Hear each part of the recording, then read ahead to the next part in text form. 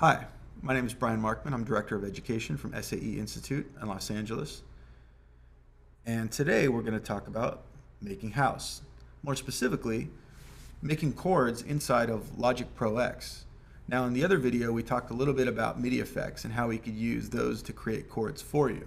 In this video we're going to talk about where those chords come from and a simple way to get you started if you don't have any training in music at all. So let's take a look. As you can see, I've got my little keyboard here that'll show you what I'm playing. And I've got a couple simple things lined up here. I've got a drum beat and a bass part.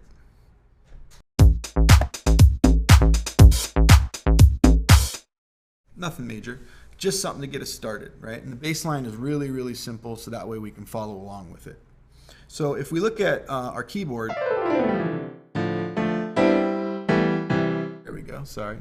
As we look at our keyboard, real simple. If you're not familiar, basically the note values, if we follow, for now we're just going to ignore the black notes. It goes C, D, E, F, G, A, B, C, right? For our purposes today, without getting super into music theory, we'll keep it really simple. The two things you're going to want to know about, and we're going to kind of very quickly skip through, is scales and chords. And you can think of scales and chords kind of like scales would be the letters. This is the vocabulary, this is the actual group of sounds you can work from. And then chords are those letters put together into words, and now we actually have meaning we can build from it, right? So we have an individual note, and we can combine it with other notes, and it can create chords that give us like a nice rich texture. Now if we think about it, just a chord may not be enough to give us the sound that we want for house. Usually it sounds rich like that, but it's got a little more something to it. So for this exercise, we're going to keep it simple by playing in a key that doesn't require us to use any of the black keys at all. We can do C major, or we can also do, it's also A minor, right?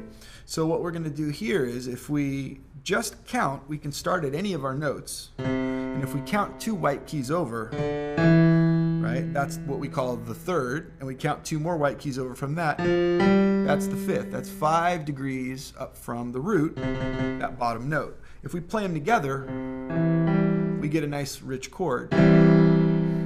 Still doesn't really sound much like house. You can move it up and down. That sounds cool, but it's not really exactly what we're looking for. So we need to kind of add something to it. If we do that same math and we add 1 more note at the top, this would be the 7th. Now notice how much richer it sounds and more like house.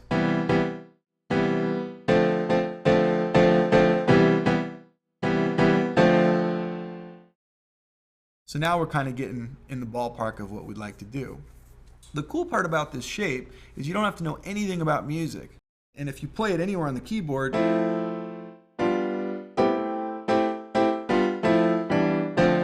now it doesn't always sound perfect, so you will have to take a little care when you listen to it to see whether or not, number one, the chords you play together sound good, and also whether it's in key with what you're playing in the song.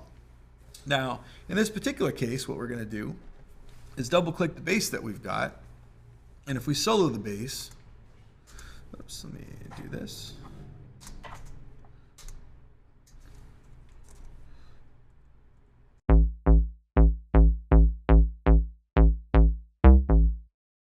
We can see by looking at the piano roll over here that we're playing everything in A, and there's some other notes in here as well, but we'll skip right through that and just kind of take a look at what we've got going on just playing in A. We'll jump around in the keyboard and see what we get, right? Cool. So I'm going to go ahead and jump back into my piano. Awesome. And because I know it's an A, I'm going to go over to my A key, and if I follow that same math that we were doing a minute ago, there's my triad, and then I'm just going to add that 7th. So now we can go.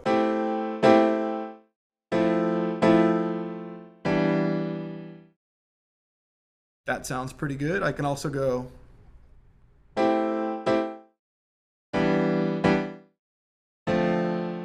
I like that even better. So what I'm going to try to do is I'm going to try to do this little kind of up and down progression. Now, we could talk about things like tension and tension release is kind of what it sounds like.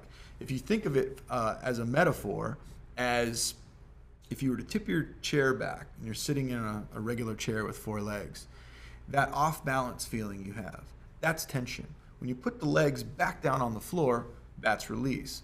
Kind of the essence of building emotion in music is the way you distribute that tension and release, that comfortable feeling, the happy feeling with a little sad or kind of thoughtful feeling.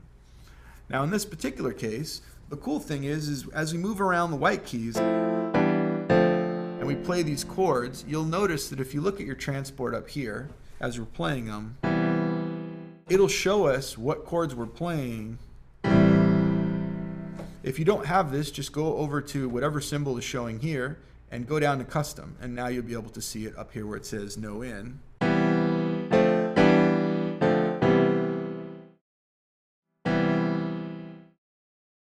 Now occasionally you'll see like how it says there C Maj 7. That means C major 7 versus DM, where it's D minor, or in that case D minor 7.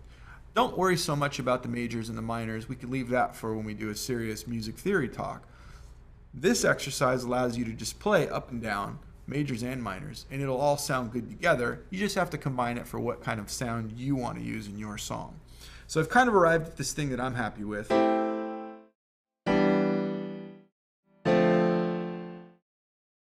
And then I can also go up.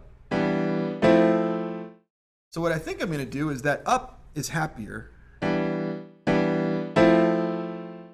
Sounds like a major, and it is. So what I may do is I'll go down and then I'll go back up, and it gives me a nice little kind of tension and a release. Right? So let's mute our drums real quick so you can hear what we're doing, and we'll drop a keyboard part in here and let's see how it sounds.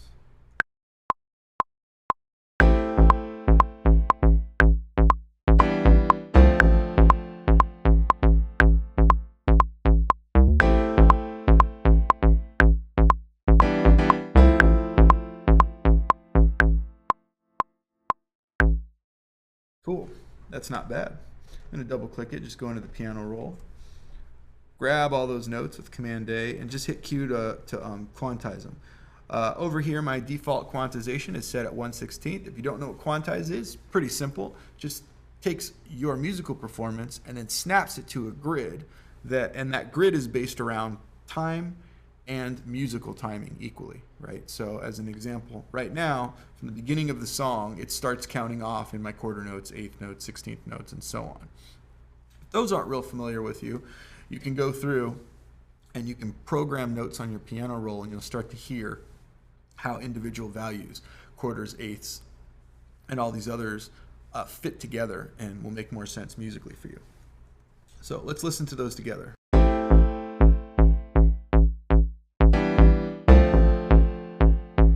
Maybe I'll stretch that first group of notes out a little bit too short.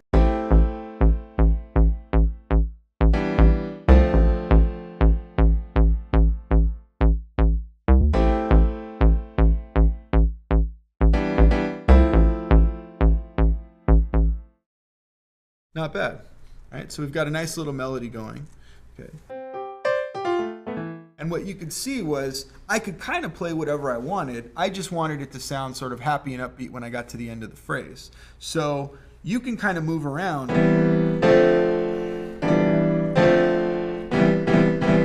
And anything that I'm doing is using the same technique of just putting a 7th on it. Right? Now, if you don't have, if this is a little daunting and you haven't played any music before and you want to take advantage of the chord triggers, we can go over to our MIDI effects and we can turn on a chord trigger, right? And when we look at the chord trigger, we can see how anything we play automatically triggers a chord for us. And in this particular case, we have minor 7th loaded, so if we listen to it,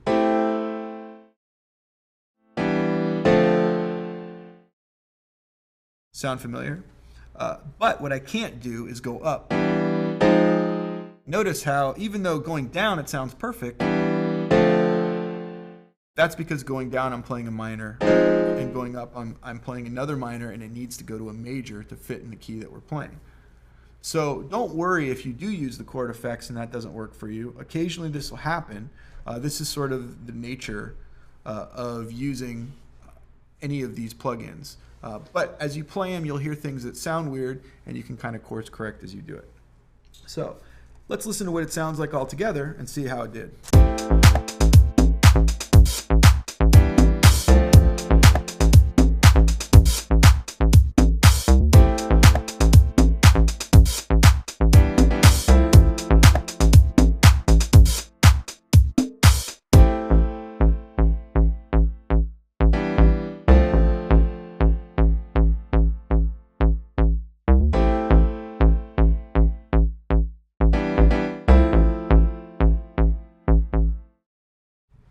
So as you can see, it doesn't take a lot to build some powerful melodies that do whatever you want them to do. And to do that, all you have to do is follow this simple set of rules, right? And then from there, we can kind of build a nice starter kit to make some rich sounding melodies and some good sounding songs. If this is interesting to you, then delve a little deeper and get into some music theory. And you'll see that while there's a lot there, the basic concepts are all kind of based around some simple ideas that you can then build on. My name is Brian Markman from SAE Institute in Los Angeles.